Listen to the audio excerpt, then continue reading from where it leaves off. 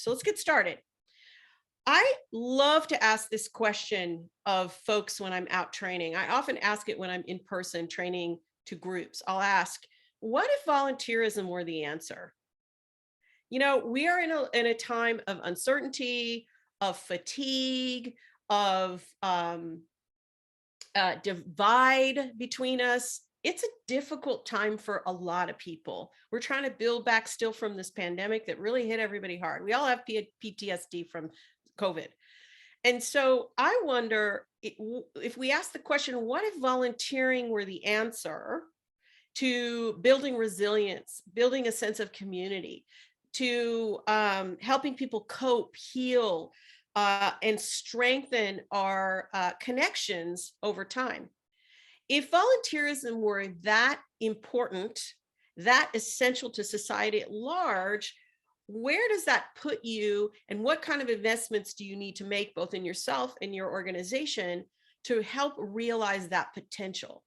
Because community really is one of the last places. It's not monetized, and it is a place where things get done and things at the ground level. And your nonprofits are the facilitators and the people that are doing things that private industry, government, and others have not been able to solve. The problems you're solving are hard. Even if you're working in an arts and culture organization, there is a way that you're helping your community have a sense of play, a sense of connection to one another when they come to your events. So whatever your cause impact area, I think what you do is important. And I am so glad you're here to learn more about how you can be an effective leader in really being an advocate for volunteerism, not only inside your organization, but to the world at large. So let's talk about what we're going to do today. This is what we're going to talk about today. First of all, I'm going to talk about mindset, because as a leader, that's one of your number one jobs, is to manage your mindset. I know this. I've worked with coaches. I've been in masterminds and am in masterminds, and it's the thing that comes back over and over again. It's the thing that stops us from progress, is our own heads. So we're going to talk about some of the things that may be blocking you from progress. Gung and I talked early on when we were planning this webinar, and I said, you know what do you think people could really use, newcomers? And he goes, well, what if you talked about what you would do when you were starting out? So if I were, roll back I'm not going to tell you how many decades I've been working in nonprofits. I can say it's many. But if I were starting out as a brand new volunteer coordinator, where would I focus my energy for the greatest impact now, knowing what I know now? And then I want to talk about, I know you all are interested in recruitment and growing engagement. So I'm going to talk about 3 must-haves for that as a leader that you may need to advocate for inside your organization, or you may already have and need to maximize their use. Okay. And then we'll do some Q&A. Also, right after we do Q&A, Gung's going to do a quick demo and tell you a little bit more about Civic Champs. And then I've got an offer for you as well. Okay, so that's what we're going to do. Everybody cool with this? If you're interested, if you think we're on the right track, give me a thumbs up in the chat. Just let me know. Is this on point? Is this going to be of value to you? Just give me a thumbs up in the chat, or give me a something that lets me know I'm on the right track for you. Awesome. Lisa, thank you. Jacqueline, Claire, thank you guys. All right, great. Violet, so I know you're with me. Awesome. So let's get going. Let's talk about mindset. So important. It can really stop you. So let's talk about some prevalent ones, not only to check if you are struggling with this mindset, but if you're seeing it in others. And then I'll give you a little bit of ammunition to have a conversation, engage in a conversation with other people about, hey, that's not really how it is. Let me tell you an alternate story, because all mindsets are stories we tell ourselves. So here's a wonderful myth that people are telling each other right now out in the world, especially in nonprofit organizations, especially in organizations that are having trouble building back their volunteers. I see this over and over again. And, people don't usually say it out loud. It usually gets covered between other conversations. Well, I don't know, doubt creeps in. It's not always people say no one wants to volunteer. It'll say, well, nobody wants to volunteer for our cause. Our cause is too hard, or our community doesn't have enough volunteers. But this is the myth. This is the prevalent myth. Well, let me tell you something. People want to volunteer.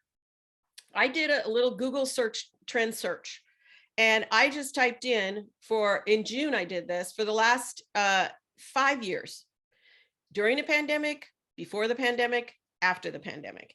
And I did a Google search or a Google Trend search for the keywords.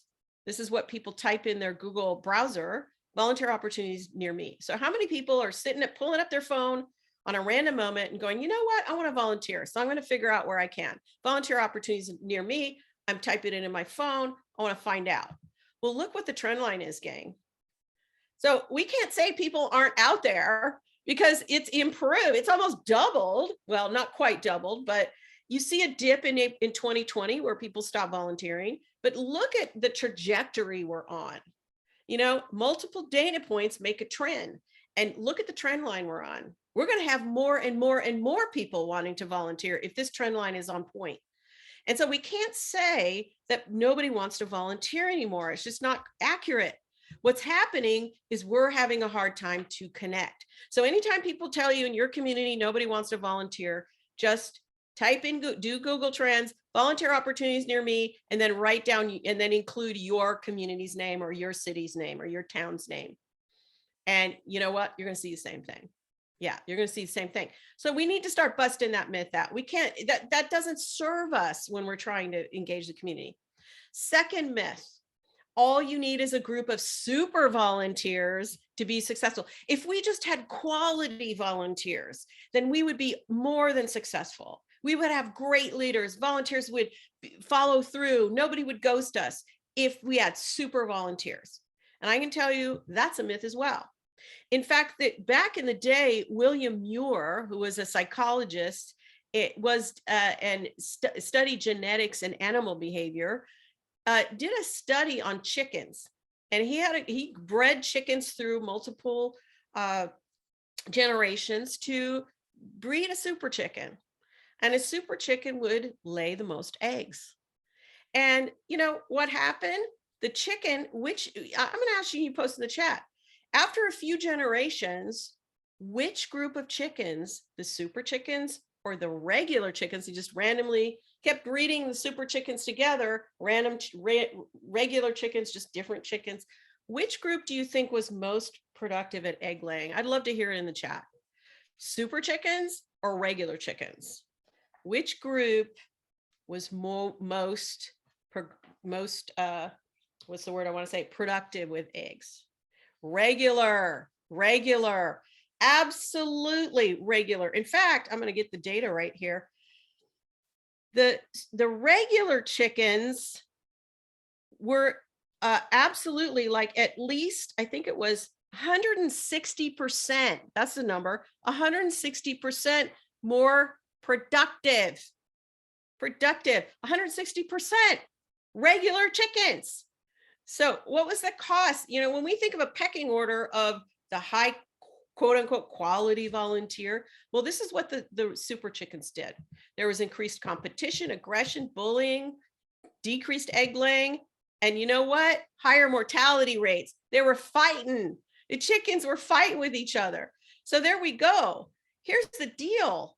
This type of model, it's been, it's a sort of industrialized world model where, people in organizations, those people who are the most skilled should get all the resources, and they should be the ones that we revere, and they should be the ones we're looking for. The fact of the matter is that the strength is in diversity of skill set, and that we build social capital by the conversations we have. When we're just regular folk, we're just trying to get by. We're just trying to work together.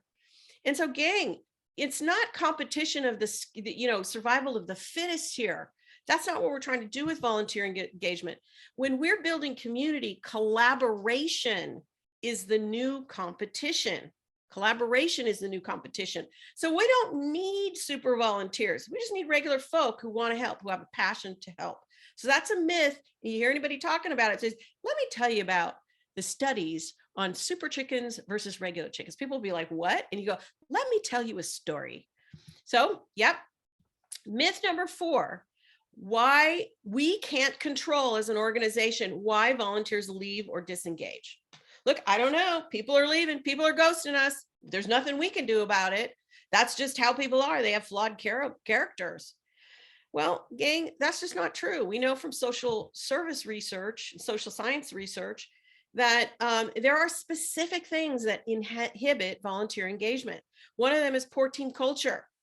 So if people are feeling disempowered, unappreciated, that they don't belong, then, if you're not doing a really good job to design, become an architect of the volunteer experience, and you have a poor team culture, and you know what, as a leader, gang, that's on you. It's not on your followers to create team culture. It's mostly on you to set the tone and your leadership. That's going to inhibit involvement. Also, disorganized program, and that's completely on you, isn't it? Like, you control that. So you've got to advocate heavily for planning time, for sufficient planning time, for sufficient training and upskilling to have the most organized but not rigid program. Volunteers don't want their time wasted. In order for volunteers to spend their time, their experience needs to be worth their time. People are really picky about how they spend their time lately. So if somebody shows up and they're like, wait, I'm sitting around on my duff all day. This isn't for me. I could do something more valuable. They're going to be gone. So you got to be on point. People got to be making a difference early. Also, people don't want to really sign their lives away for volunteering. I heard this I was just interviewing somebody on my podcast today, and she goes, well, one of the reasons people don't volunteer or don't sign on the dotted line is because they feel like they're giving their life away. And so you got to structure those volunteer involvements to have a beginning, middle, and end. And then at the end, they can re-up. So not asking for things too much too soon is also a sign of disorganization, or just not understanding, not being able to have a tone on the room. 5th myth, volunteers aren't worth the investment. And I know some of you feel like your organization has this mindset. It's a limiting scarcity belief, and it does not serve you. In order to grow your volunteer program significantly, you must invest. You must invest in training, talent, sometimes funding, software. You need the tools to get the work done. And when you don't have the investment, that is the limiting factor towards your growth. And I hate to, that's a true deal. And the cool thing is, software and training is not that expensive nowadays.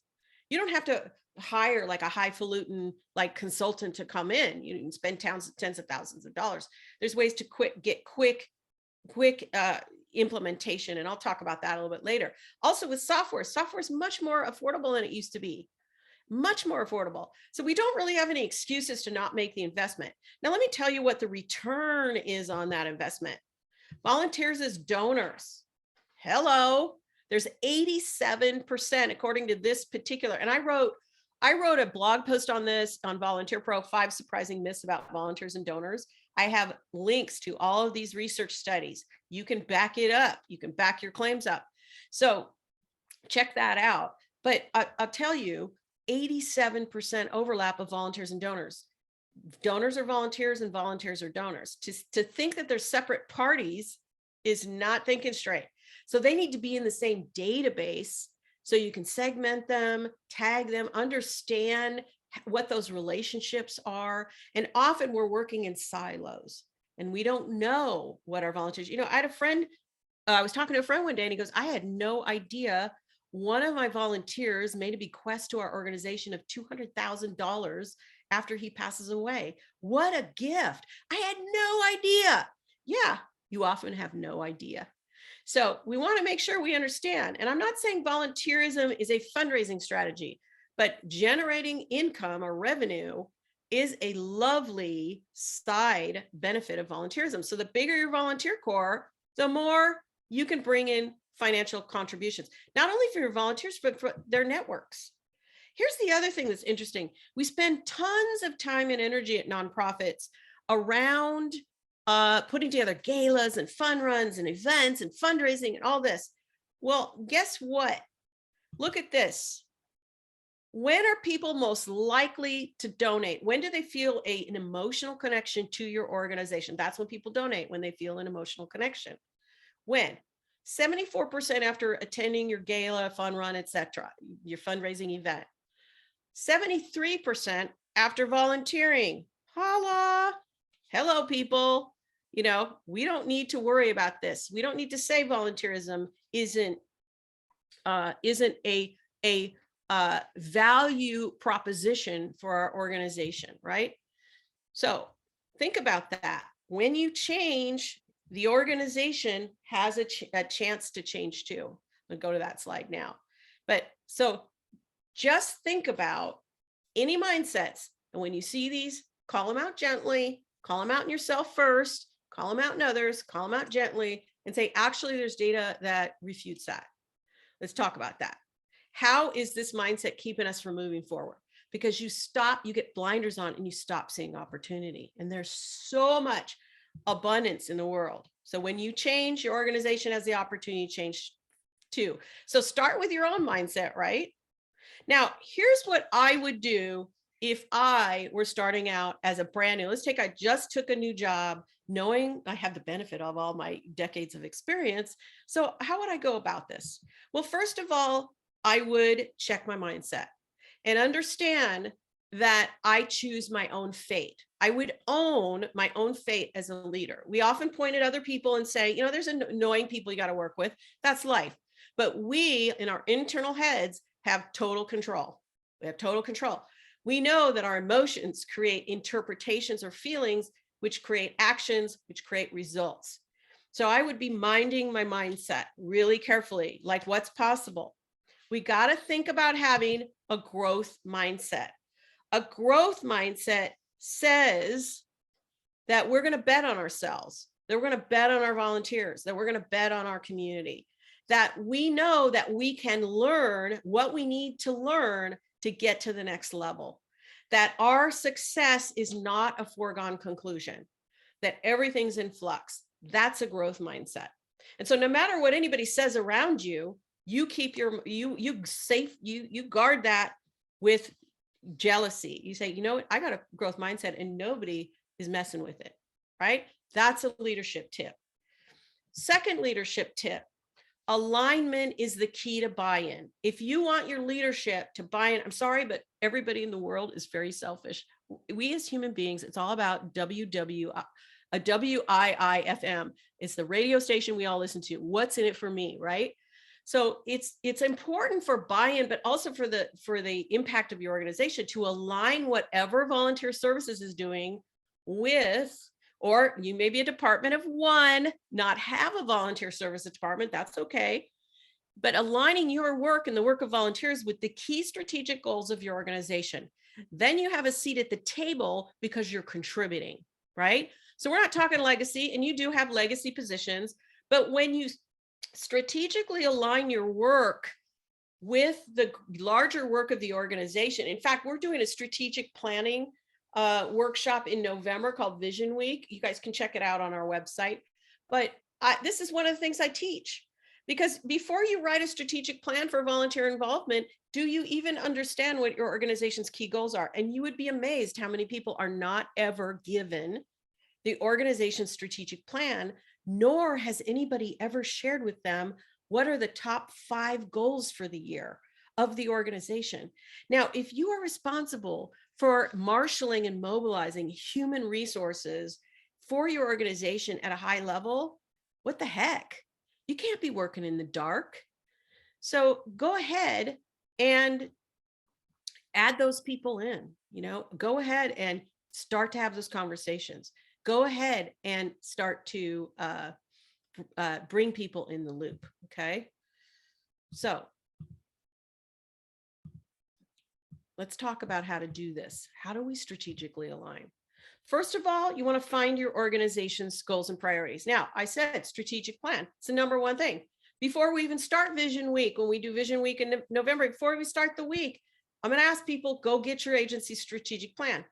If you can't find that, go look at your annual report, look at your website, Go talk to other departments if you're supplying volunteers to them, and ask them, what are your goals for the coming year? I need to figure out the human resources to make that happen for you. What are the grant reports, proposals? What are your performance dashboards? Whatever's measured is done. That's the most important. And meet, have conversations with people. And then you can put together a chart that maps it along lines. So what's the agency goal? How is volunteer services, or you as a single person volunteer coordinator, how are you going to support that goal through volunteers? And what's your measure of success? How are you going to know you're successful? You start showing a chart like this to your leadership, and all of a sudden they're like, oh, wow. Oh, they're going to help me get my job done. They're going to help me look better. Yes, I want to support you. What kind of investment do you need? Right? So we want to be integrated, not siloed. Here's the deal, gang. People are down on what they're not up on. And so we've got to keep people in the loop and help them show how volunteers are relevant to meeting the organization's larger goals, not just supplying volunteers in the traditional ways. I'm not saying to throw out those volunteer roles, but I'm saying doing a better job of communicating how those volunteer roles and new volunteer roles are going to really, really turbocharge your organization's ability to get stuff done. I almost said something else. Beep. I'm not saying it though. All right. Okay, let's talk about building your authority. So part of building your authority is how you comport yourself with a growth mindset. When you get depleted, it's okay. Go vent with your friends. Don't vent with your volunteers. Don't vent with your coworkers. Vent with your friends, and come back to work ready and do what you need to do to have a great mindset at work. Doesn't mean you're a Pollyanna, but it means that I'm in a growth mindset. I'm going to think thoughts that serve me. I'm going to let go of thoughts that don't. Second thing, I'm going to align my volunteer strategy with the organization's larger strategy. They need to start seeing me as a strategic resource. Third thing, these two things can build your authority, but here's what else you can do to build your authority, because you need to build your authority. Shirley Chisholm once said, for those of you overseas, she was a lawmaker and very, she was one of the first Black lawmakers in Congress, in the federal Congress. And I got to tell you, she didn't wait for people. One of her quotes is like, if nobody gives you a chair, pull up a folding chair to the table. So you need to elbow in a little bit, but you do that through these ways. So your volunteer stats inside and out. When people ask you how many active volunteers do you have, you can tell them. You don't go, well, I don't know. That erodes your credibility. You expand your knowledge base. You continue to learn about all kinds of things, even leadership things outside of the nonprofit space, even that you can help give resource to others. You're a resource. You're publishing regularly, a volunteer content, other types of content, and you're admitting when you don't know. You're doing all that. You're okay to say, I don't know, when you don't know, but you can say, you know what, I don't know, but I could go find out, right? In your communications, Amy Cuddy did a great TED talk on the power pose, the suit Wonder Woman pose like this. And she found that inside our mouths, they did swabs, and our hormones change when people would do like a 5-minute power pose and then go on stage or go into a meeting. So stop worrying about being liked. You don't need to be liked. You need to be seen as competent. It's different. And you can do a power pose before you go in a meeting where you're a little bit nervous about it, and it will actually change your hormones, and you'll have a better, you'll demonstrate better confidence. Get rid of the fillers in your talk. The sort of, kind of like, try to get rid of those fillers in your talk, because when you're speaking, you need to speak with authority. Your tone of voice matters. And then get comfortable with silence. Sometimes it's good to ask a question and then just be silent. Like, hey, I'm just wondering, when it comes to volunteer engagement, what's the best that we can do here? Mic drop, and then you don't say anything. People got to fill in the silence. Suddenly they are co-producing a result with you, right? Now, why do I know this stuff? Because I started where you started. I remember when I started my nonprofit career, I would be in meetings and people would be like, who is she? She's like 21 years old. What does she know? She doesn't know anything. She's straight out of college. Doesn't matter. I said, well, I'm very passionate about doing a good job and furthering our mission. So I'm going to do what it takes. And I'm going to be in these meetings, and I'm going to come with prepared and come with resources and help others out. And sooner or later, like, look where I am now, right?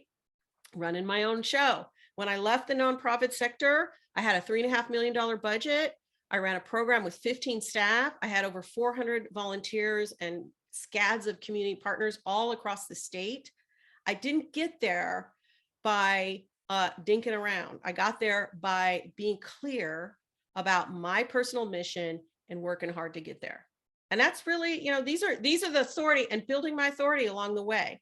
Not authority as in top down, authority as in influence, right?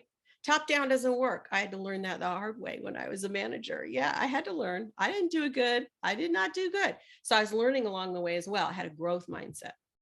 So let's talk a little bit more about must-haves in our final section here for growing engagement. I know that you all are interested in building back. It's tough for everybody. If you're struggling, one of the mindsets that you want to just turn it off is that you're not doing a good job, that it's somehow your fault. No, this is a very difficult market to recruit in. It's a very difficult market. But first of all, the populace is fatigued. And second of all, marketing is getting more and more and more sophisticated. And so you're having to level up in order, you have to increase your sophistication. So, the context of the world, that you're not to blame for that. But what you choose to do with that understanding is a different story. So let's talk about some things practically you could do. I love this quote: the best way to predict the future is to create it.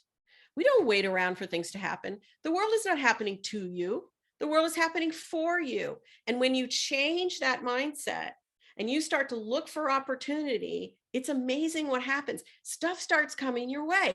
I know, because I made this transition this year.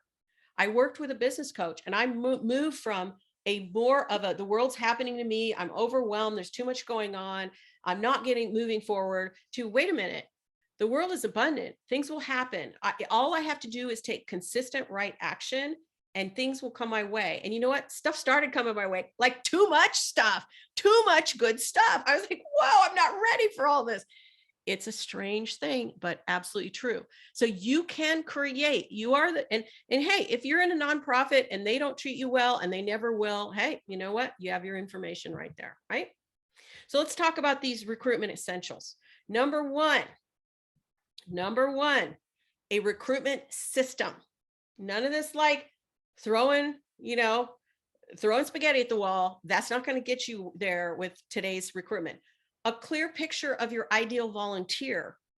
Who is it you're trying to reach? This is not AWB, any warm body recruitment.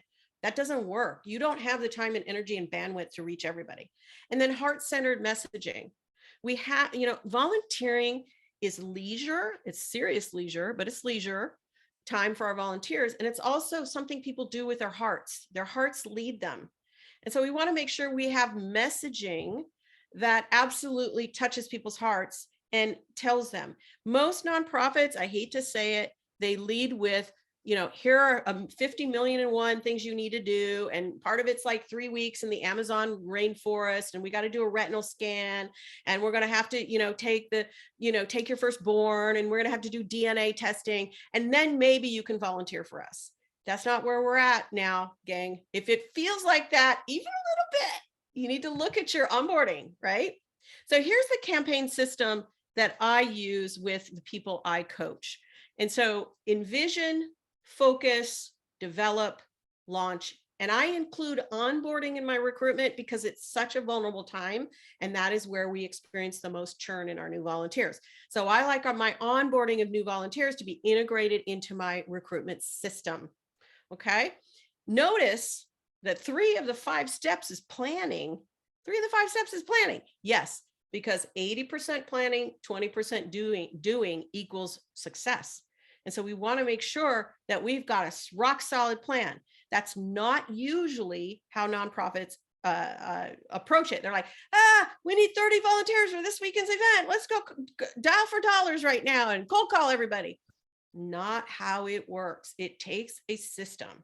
So let's talk about one of the pieces of that system, and that is developing and thinking about what are the ideal volunteers. Human-centered recruitment means it's a two-way street, and you understand the informational and emotional needs of the people you're trying to attract. And I'm not saying quality people, I'm saying the right people. Who are the people that are most obviously passionate about your work? And we want to build what we call a volunteer persona around them. So what's a persona? It's like an archetype, not a stereotype. It's an archetype. We're creating an imaginary person so that we can communicate to that person, and we know where they hang out and who they trust and all that. It helps us focus beyond that general audience. You know, are we looking for men of color, for example? Are we looking for bilingual volunteers? Are we looking for students who are in their last year of college? Are we looking for seniors who had just retired? These are all different kinds of personas. And it helps you better focus your communication, because there are 1,000,001 choices in marketing, but you want to make sure you're not choosing all of them, because you will run yourself ragged, right? So what's your persona? Another tip is to ask your marketing and communications people, if they're professionals, they'll know the ideal archetype, marketing persona, avatar that they are trying to reach. And maybe there's overlap there, maybe so talk to them. And in your in this slide, and you guys I think have the slide, I'm not sure, how to build a volunteer persona. You have all these things you want to think through. Who are they? And I like to put a photograph with a persona. When I do this in person, this workshop, I will actually, not this workshop, but when I'm teaching on personas, I will put photos out and I'll ask each table to pick a photo and then imagine who this person is in deep detail. A stereotype is not deep detail. A stereotype is all people are like this, and this is a very minimal look at people in a very just broad brushstrokes. That's a stereotype. An archetype is I'm going to choose an individual that I'm going to create from my imagination that represents all the people I want to talk to. Now, it's not going to represent everywhere, but it helps you. The most important thing with personas is what their goals and motivations. Their goals and motivate. Why does volunteering make sense? Why would your role be of interest to them? How can you help them achieve their own goals and aspirations? How can you help them overcome any doubts and fears about volunteering? And they have them, believe me. So here's a persona example. Jennifer and Lee Wan, they're best friends. They're at school. They're studying journalism and political science. They're at Alpha Phi Gamma, which is Asian focused sorority. They work part-time. They're planning to go to grad school. So think about, what would connecting with Jennifer and Lee Wan mean? What motivates them to volunteer? Where can they be found? What are their values and beliefs? What might be their barriers to service? Time, obviously. Time is everyone's barrier to service. You have to have an answer for that. But also, they're going to grad school. They want stuff on their resume, right? So you can think about this, and then you're like, where would I find Jennifer and Lee Wan? Well, I'm not going to go down to the senior center to find Jennifer and Lee Wan. They're not there. I'm going to go down to the student center. I might go to the Office of Greek Life. Start there. Figure out how I can get connected with these folks. So it's much more strategic. And once you have a solid persona, it builds your plan for you. That's the lovely thing about this. So one other thing. What is the number one reason? So one of the things that you need to have is a persona, right? And a clear understanding of the person you're trying to reach. And yes, you'll attract other people as well. You're not keeping other people from coming in. The second thing is your messaging. So let me ask you, what's the number one reason supporter engagement is lagging at your nonprofit? Just let me know in the chat. What do you think is the number one reason that you're not recruiting enough volunteers? Just post, people weren't asked. Ooh, Hillary, that's a good one. That's a good one. That's research shows that for sure. Anything else? Any other reason? Finding time to do it, opportunities, not organized. Okay. Why are people not clicking on your offers on your website or on Civic Champs or wherever? Why are they not clicking? Why are they not clicking? Think about it. It's not about all these practical things. It's not. It is about a heart-centered connection. The first click people make is because they feel an emotional connection. That's how digital marketing works and works well. Let me just prove this to you, okay? Let me just prove this to you. In order for people to take that first step to start volunteering with you, they need to feel an emotional connection. And let me just prove it to you right now. Which of these photos grab your attention? Which of these photos grab your attention? A or B? I mean, not grab your attention. Which have an emotional charge to them? I should say that. A or B? I'm surprised people are putting A. It just doesn't, there's no emotional charge there. It's just people quietly going about their work. They're not connected with one another. They're not connected with us. What about the picture on the right? People are looking at you, they're cheering, they're having fun. I'm like, wow, which place let me ask you another question. Which place would you want to volunteer? B looks better to me. Now if you're a super hyper introvert, maybe A would look better to you, but B looks better. A heart-centered connection. We feel like we're being drawn into the picture. People are cheering. It's fantastic. So we've got to think about how to create a messaging, a pitch. I call it a pitch, that makes the ask in a way that absolutely grabs the heart and says, this is absolutely what must happen. And this is the pitch that I love, this framework. I just started using it this year and I love it. I have other frameworks too, but I love this one because it's simple. You can literally spend 15 minutes following this framework and you will have a better, absolutely hands down, better appeal for volunteers. Okay. So I'm going to teach you how to do it, right? Okay. First of all, the community problem. Second, your opportunity as a solution. I'm going to dive into these and give you examples. A step-by-step action plan, the negative and positive table stakes of whether or not if people take action, is that going to make a difference? And then your call to action. Okay. Let's talk about this. Let's go through each one. And you can write, you know what, if you want to write fast and furious as we're doing this, you might have a pitch done by the end of this webinar. What about that? All right, let's start. Community problem.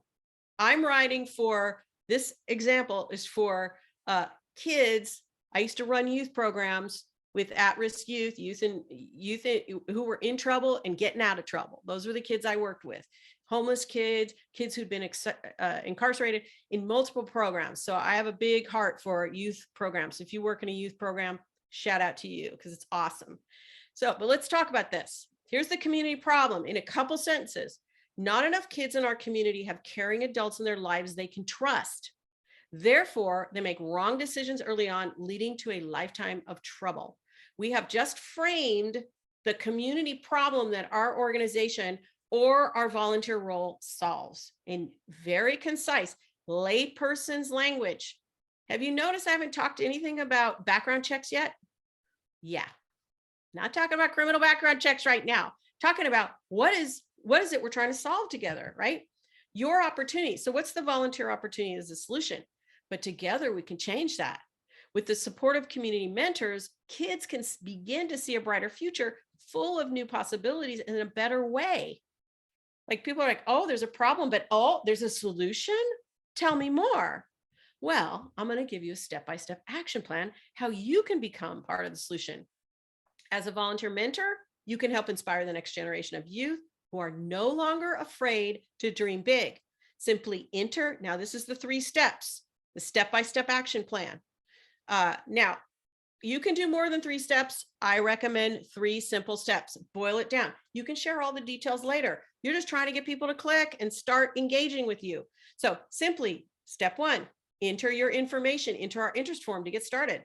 Step 2, in the next 24 hours, we'll send you a volunteer application. Step 3, once you're accepted, you will join us for training and get matched with a youth who can't wait to meet you. It's that simple. Gang, when your join process and your messaging is super complicated, in people's minds, what they think is they are asking too much of me. And you may not be, but if your messaging is complex and the process is complex and you haven't streamlined it, I'm not saying you're getting rid of things like background checks, but I'm saying your upfront messaging needs to be simple so people aren't overthinking and they're just acting with their heart, right? You also want to get a little bit deep with people. So, what are the stakes, negative and positive? Now, the table stakes are what happens, what's on the table, what are we sharing as a result? Well, if nobody volunteers, then the kids don't get support. So here's what happens if nobody steps up, especially your reader. We're talking to your reader right now. When young people don't have support, they are left to make decisions on their own. They often spiral into situations that are hard to climb out of. What's most tragic, never reach their full potential. Instead, they live in pain and may cause pain to those around them. Now, I know these kids. I've been with these kids, and I've seen them make major transformations when they are working with the right caring adults that come and show up over and over again on a consistent basis. So we're painting a picture of what happens if people don't step up. We need people in the community to step up. Now, we want to balance that with the good news, but there's another way. We believe that every young person, regardless of their circumstances, can achieve great things. They can become leaders, innovators, investors, and positive contributors to their community and society. All it takes is a caring guide, a person to confide in, a safe space to talk things through. Now, if you care about kids and you're hearing this, you're thinking to yourself, well, that doesn't sound that hard. I don't want this to happen to these kids. I'm going to step up, right? I'm going to step up. Now, if somebody's reading this and they don't care about kids, it doesn't matter what you put in here. They're not going to say yes. And it's probably a good thing. They need to go find a cause they care about.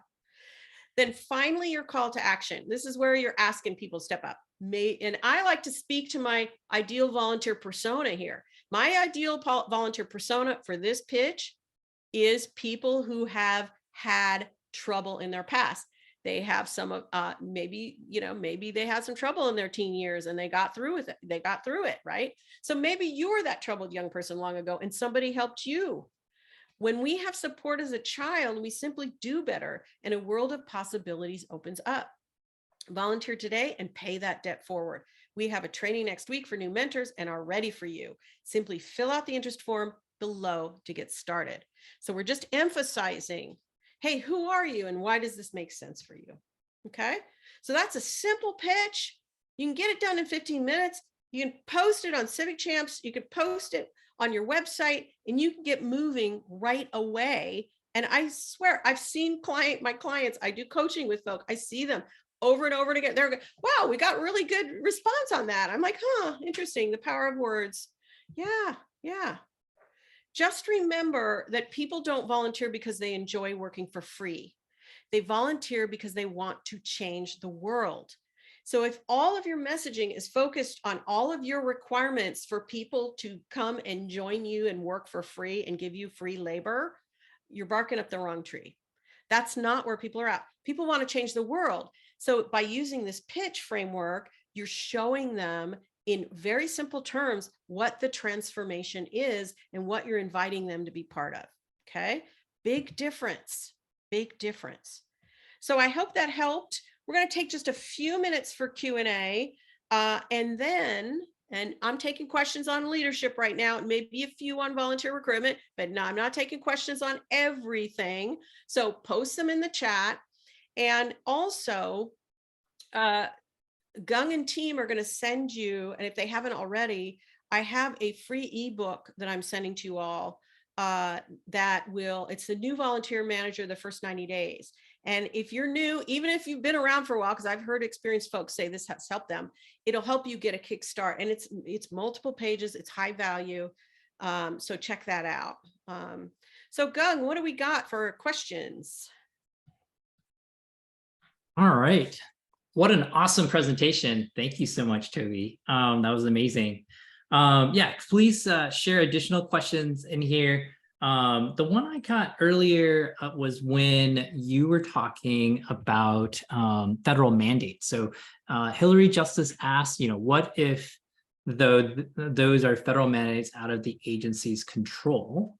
And so I don't know the full context, but yeah. Oh, I've worked in federal programs, state programs. I worked in state government. My last job was in state government. So I get it.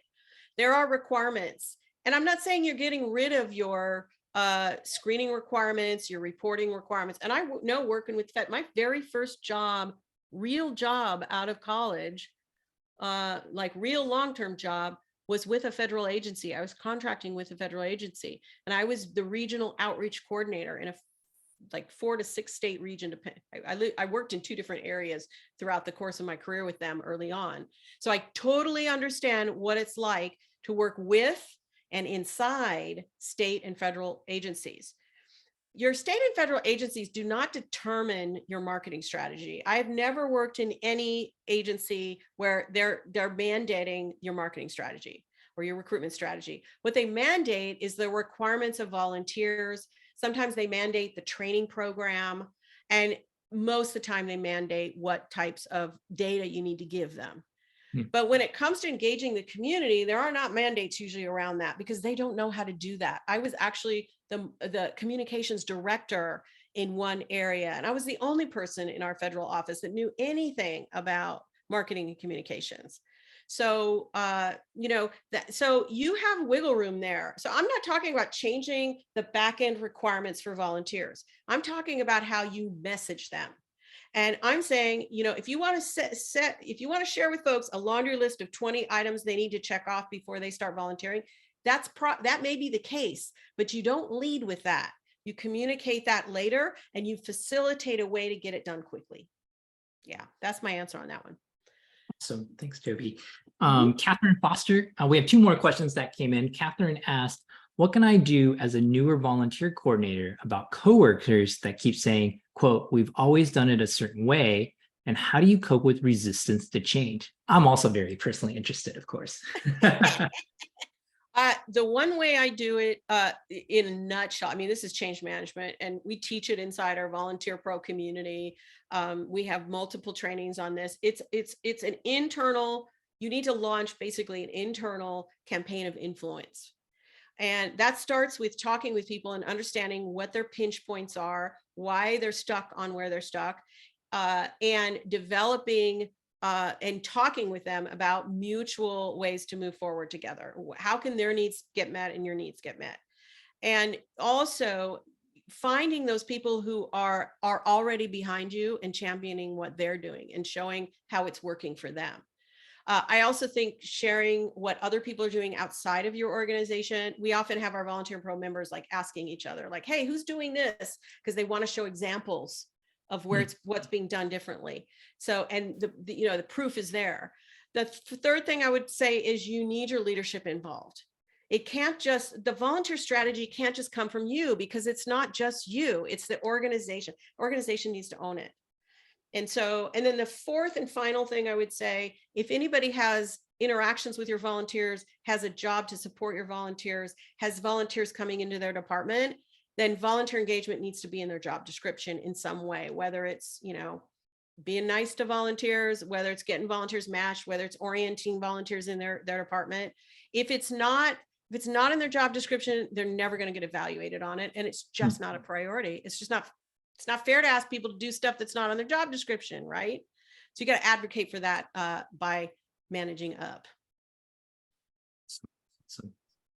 And then Caroline had a question around how many personas is ideal? I would start with one. Because when you have too many, at least for one campaign, do them one at a time. If you have too many, you're having to create multiple messaging platforms. For each persona, you're trying to figure out who, what, when. I would focus on one at a time, nail it, get it going really well, and then move on. And I would not develop more than 3 ultimately. That's just me. But you can cycle these out, right? And you can go for a new persona next time. But I would start with one, really. Yep. No, I totally agree with that. It's even for us, you have to narrow your scope, right? Yeah. And then Veronica asked, how can we convince other departments we work with that volunteers are helpful and important? Many of our departments don't want to give up control and don't trust the volunteers. I would go back to, first of all, are they trained to lead volunteers? Of the people who are leading volunteers, are they trained? Are they skilled at it? Because you know what, like I said earlier with Gilbert's behavior engineering model, hey, gang, it's that people, actually, I don't know if I talked about Gilbert's behavior model, but I didn't actually, but people are more successful when they're led properly. Like, you can't blame it all on the volunteer. It's easy to say, and I find this prevalent in our field. It's easy to say it's the volunteer's fault. Well, actually, productivity is actually the leader's fault. It's the leader's not fault, but responsibility. So are they trained to lead volunteers? What are they doing that's making volunteers not engaged? I shared some data earlier. You might want to share that. And then also, what's the transition process? Are they being oriented well? And then also, what are their goals for that department? As I talked about early on, alignment. If you're aligning your work with their goals, you need to sit down and start the conversation about how are we going to move this forward together, because my volunteers are helping your department meet its goals. So let's figure out how to make it work. Instead of villainizing individuals, it's not the individual. These are systemic problems that are symptomatic when you have a lot of volunteer turnover. That's a symptom of a structural problem. Yeah.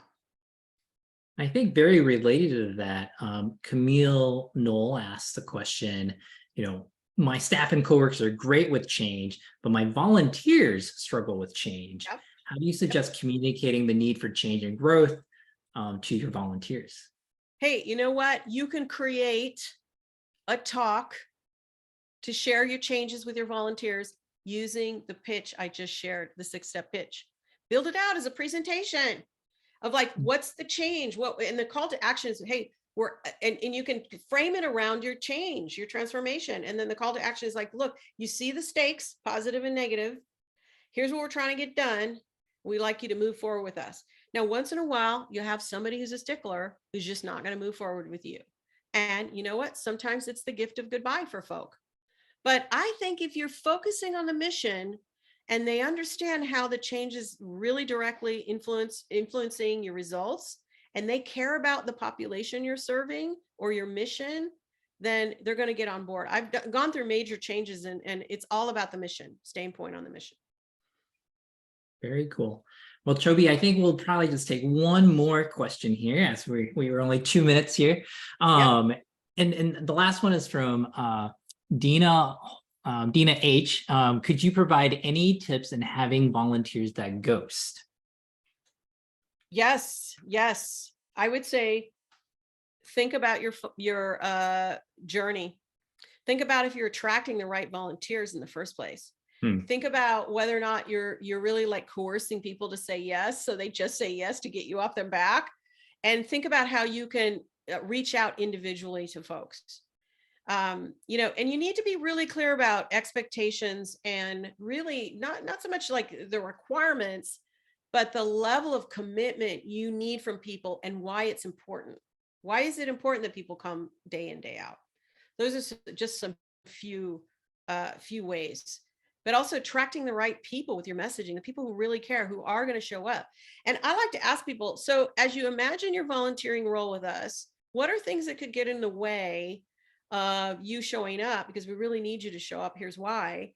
And how can we help you mitigate any of those barriers? What do we need to do on our end to make sure you can show up regularly? And you just have that conversation before they even start. They're like, ooh, they're calling me out right here. But you do it in a gentle way, and you help them strategize their own time management. There you go. Awesome. Well, thank you so much, Tobi. I think we'll wrap up the Q&A section on here for now. I know we have a couple remaining slides real quick. So for those of you that don't know Civic Champs as well, like I mentioned earlier, we're a volunteer management platform. And so we aim to be there for every step of the volunteering journey, helping you do many of the things that Tobi's mentioned, from recruiting to onboarding, scheduling, retaining, and reporting. So if you're interested, please reach out and you can learn more. We'll skip the demo, the short demonstration we were thinking about, since we're a little bit low on time. So we'll keep moving on to some of the freebies. A couple things, right? With Civic Champs, for folks that join our webinar, we are offering 2 months free in terms of signing up. So you can learn more by clicking on the link civicchamps.com/demo. And then if you want to stay in touch with myself or Tobi, again, we're going to share a copy of these slides and a recording as well. But here's our contact information for both Tobi and myself. Upcoming webinars. If you like this webinar with Tobi, We have 2 upcoming webinars that I think will be fantastic. Next week, we're going to talk about how to engage and motivate parents, grandparents, and families. We're going to have our guest from the Education Partnership. And then on November 2nd, we're going to be talking about mentorship programs specifically. So if you have tutoring or mentorship programs, or you're thinking about starting one, we're going to have our guests from 2 mentors, one of our renowned specialists like Tobi, talk about how you can do that. So anything else, Gung? No. I was going to turn it back. Yeah, to wrap us up. Awesome. So just got a few more piece of advice as we wrap up. Okay. 1, write down a next step right now. Write down a next step. If you don't have a plan, your life's going to be chaos. I'm sorry. It's just how it is. So, that's why we're doing our strategic planning boot camp, because I want people to have a plan so that they have a manageable, doable, and, something that can help them stay resilient and not depleted.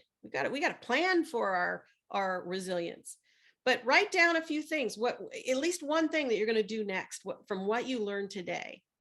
And again, you'll get this ebook and the slides, so you'll be able to take action. There's some great advice in the ebook that overlaps, but there's new information in that ebook as well. So write something down, make a commitment to yourself that you're going to take a step forward. And then also, there's no time like now to start building your skill set up. A lot of you get assigned to be a volunteer coordinator, and you have very little training. And you know what? This is a skilled profession. Your work is important. We need to be able to help you, bridge the gap between where you're at now and where you need to be. And that takes skills and resources and templates. So I really recommend you check out our Volunteer Management Fundamentals course. I have had folks who are brand new to volunteer management, and I've had people who've had 20 years experience at very large, esteemed organizations go through this. And every single person tells me that they get stuff out of it. It's a 5-module course, super focused on our model for volunteer engagement that I built from years and years in the field. And I do monthly live Q&A calls. So it's not just an online course. You can join me every month and ask questions and talk about a problem you're having, and I can share with you. And then I also, you also get lifetime access once you join. So as long as it's on my platform, you can keep logging in and learning. And there's downloads and tutorials, etc., training. They're short. We keep it tight so that you can work through the material. And then we also give a bonus, which is balancing episodic and long-term volunteers, which I know is hard for people. Everybody wants to do short-term volunteering right now. So how do you manage that challenge as a leader? So if you want to join us, just go to volpro.net/begin. We'd love to have you. Again, I think this is the best thing since sliced bread, especially if you're new, if you just want to get focused and know, okay, this is what I need to do. All right. Anything else, Gung? We're a little bit over time. So thank you for everybody who stayed on a little bit with us. I appreciate that. And thank you. Yeah, no, thank you, Tobi. This is fantastic. I know we saw so many comments in the chat already. Thanking you for your presentation. Thank you for joining us today. And for those of you that really enjoyed this webinar, I encourage you to both check out Tobi's training, but also join us next week for our next webinar as well. Thanks, everyone. Take care.